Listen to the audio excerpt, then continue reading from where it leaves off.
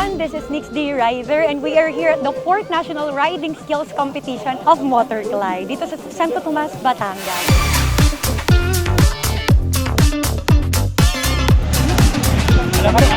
I've just tried the Kobe 800. Very nimble siya. Mag-aandalin. Ang napansin ko, ang lakas ng torque niya. Not bad, very agile. Madali siyang dalhin.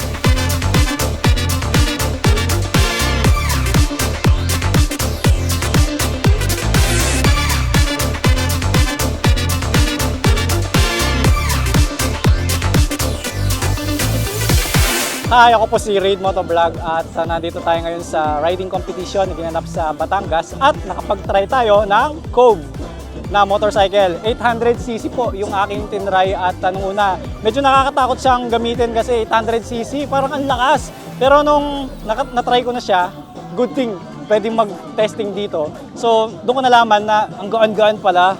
And then ang ganda ng torque, kahit stock yung tambucho niya, ang ganda ng tunog.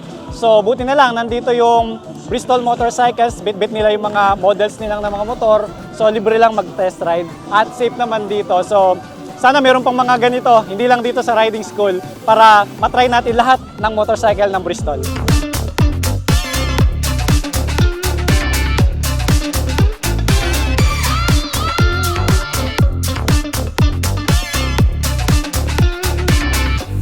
Na-try ko tong Cove 800X.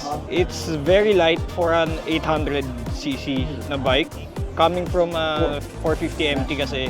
Na-compare ko siya, yung handling ko parang hindi nagbago.